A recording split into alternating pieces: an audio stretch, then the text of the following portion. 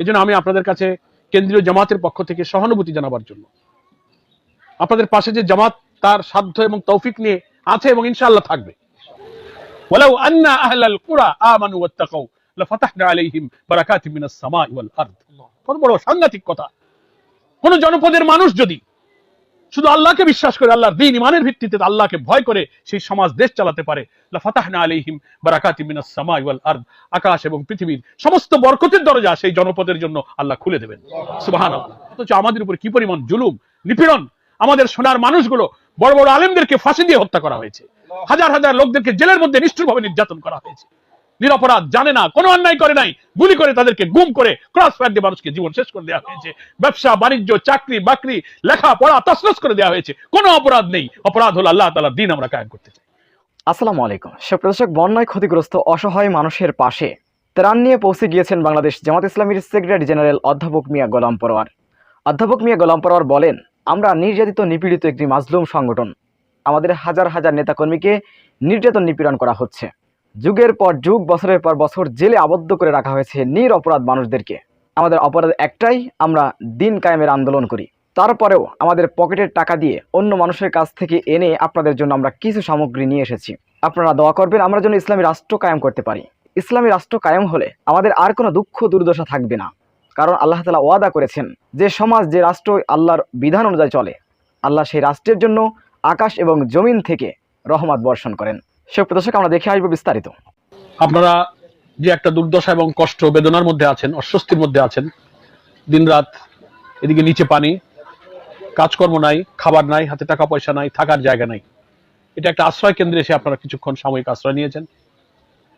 তো আমি ঢাকা থেকে এসেছি, কিন্তু আমার বাড়ি খুলনা এবং দক্ষিণ অঞ্চল, ওখানেও বন্যা ঝড় হয়, শোনেন না, উপকূলীয় সাগরে বিরাট ঝড়। এই মাঝখানে হলো, ছুটে গেলাম।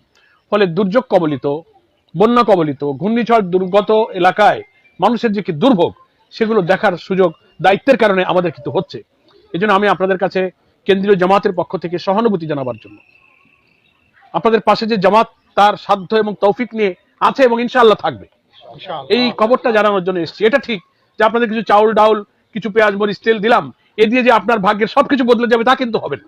আমাদের মূল কথা হলো যে মহান আল্লাহ তাআলা আমাদেরকে পাঠিয়েছেন, আমার তাকদিরে ভালো মন্দ, সুখ দুঃখ কষ্ট সব দিয়েই আমার জীবন। কার জীবনে কি আছে ওটা আল্লাহ পাক নির্ধারণ করে রেখেছে। আমার ভাগ্যে যা কিছু আছে, আমি হাজারো চেষ্টা করে আল্লাহর সেই তাকদির আমি রদ করতে পারবো না, আর যা নেই তা আমি হাজার চেষ্টা করে জোগাড় করতে পারবো না। এটার উপর ঈমান রাখাটাই হচ্ছে কিন্তু একজন মুসলমানের আসল জায়গা, এটা ঈমানের বড় অংশ। আল্লাহ তাআলা কোরআন মাজিদের সূরা রাদের মধ্যে বলেছেন, মা আসাবা মিন মুসিবাতিন ইল্লা বিইজনিল্লাহ ওয়া মান ইউমিন বিল্লাহ ইয়াহদি কলবাহু। এই যে বিপদ মুসিবত আল্লাহর অনুমতি ছাড়া আসে না। এই যে পানি হয়ে গেল, এখানে আল্লাহর পারমিশন আছে। যারা এই তাকদীরকে, আল্লাহর অনুমতিতে যা কিছু আছে, ওটা যে আমার রব, আমার মাবুদ, আমার মালিক, গোলাম হিসেবে আমার জন্য এটা বরাদ্দ করেছেন, আমার দুঃখ কষ্টে যাই হোক ভালো মন্দ, ওতে আমি খুশি, এতে আল্লাহ খুশি হয়।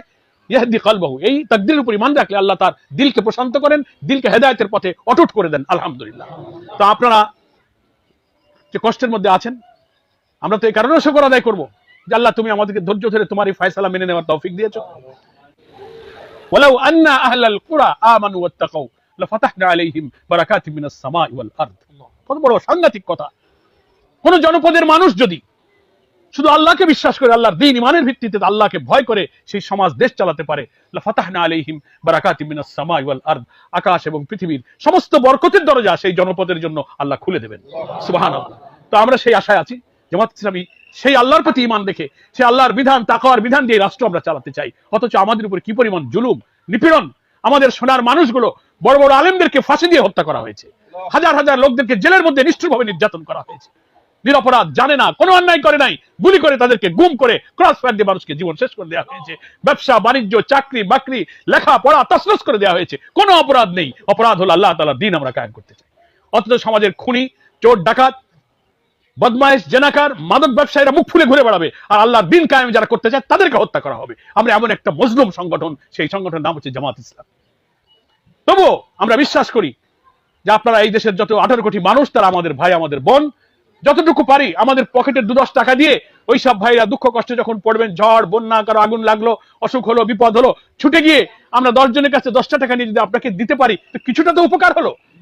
আল্লাহর নবী বলেছেন, যারা মানুষের প্রতি রহম করে আল্লাহ তাদের প্রতি রহম করে। তাই আপনাদের দোয়া নেবার জন্য বনি আদম হিসেবে, ভাই বোন হিসেবে আপনাদের পাশে একটু সহানুভূতি জানাতে এসেছি। আমরা আপনারা সবাই মিলে যেন ওই আল্লাহর আইন কায়েমের জন্য জামাত ইসলামীর পাশে থাকি। দিন যদি কায়েম হয়, আমাদের জীবন থেকে দুঃখ কষ্ট দূর হয়ে যাবে ইনশাআল্লাহ। এই মানুষের দুঃখ কষ্ট দূর করার রাষ্ট্রীয় দায়িত্ব হচ্ছে সরকারের। হাজার হাজার কোটি টাকা তারা পাচার করবে, লুটপাট করবে, মেরে খাবে, সবকিছু করবে। অথচ আজকে এই যে একটা দুর্যোগ, সেই একটা রাষ্ট্রের সাথে কথা বলে তার কোনো বিপদগ্রস্ত অবস্থা থেকে বাঁচাবার চেষ্টা করা, জাতি তো জানতে পারতো যে সরকার চেষ্টা করছে।